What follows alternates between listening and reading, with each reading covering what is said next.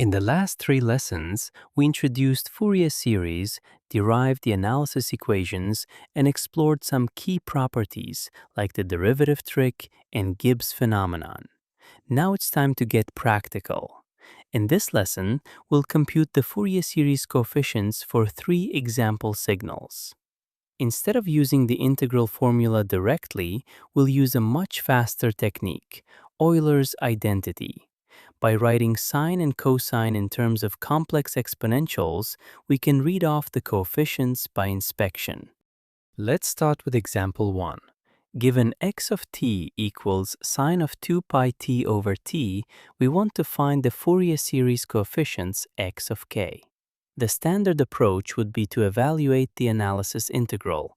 X of k equals 1 over t times the integral over one period of x of t times e to the negative jk 2 pi over tt dt. But for a pure sinusoid, there's a much easier way. We use Euler's formula. Sine theta equals 1 over 2j times the quantity e to the j theta minus e to the negative j theta. Applying Euler's formula, we write x of t equals 1 over 2j times e to the j 2 pi over tt minus e to the negative j 2 pi over tt. Now compare this with the Fourier series synthesis equation. X of t equals the sum over all k of x of k times e to the j k 2 pi over tt. Expanding the synthesis, we have ... plus x of negative 1 times e to the negative j 2 pi over tt plus x of 0 plus x of 1 times e to the j 2 pi over tt plus ... By matching coefficients, we see that x of 1 equals 1 over 2j, x of negative 1 equals negative 1 over 2j, and x of k equals 0 for all other values of k.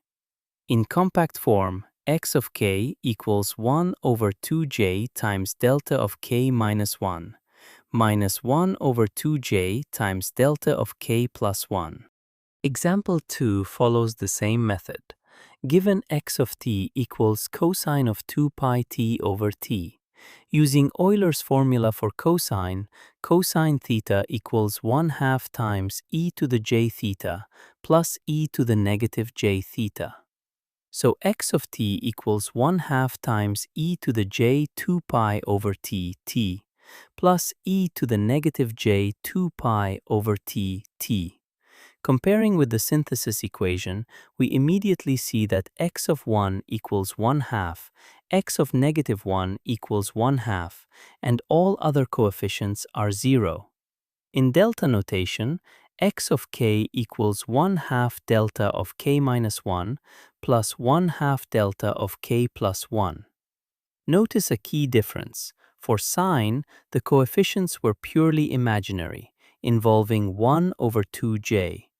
For cosine, the coefficients are real, both equal to 1/2. This is because cosine is an even function and sine is an odd function. Example 3 is more interesting. Given x of t equals cosine 2 pi t plus cosine 4 pi t plus cosine 6 pi t. First, we need to find the overall period. Each cosine has the form cosine of 2 pi ft. The first term has frequency f1 equals 1 and period t1 equals 1. The second has f2 equals 2 and period t2 equals 1/2. The third has f3 equals 3 and period t3 equals 1/3. The overall period t is the least common multiple of t1, t2, and t3. Since LCM of 1, 1/2, and 1/3 equals 1, we have t equals 1 and omega 0 equals 2 pi. Now we expand each cosine using Euler's formula. X of t equals 1/2 times the sum of 6 complex exponentials, e to the j 2 pi t, e to the negative j 2 pi t, e to the j 4 pi t, e to the negative j 4 pi t, e to the j 6 pi t, and e to the negative j 6 pi t. Since omega 0 equals 2 pi, these correspond to k equals 1, negative 1, 2, negative 2, 3, and negative 3 respectively. Each has coefficient 1/2, so x of k equals 1/2 for k equals plus or minus 1, plus or minus 2, and plus or minus 3, and 0 otherwise.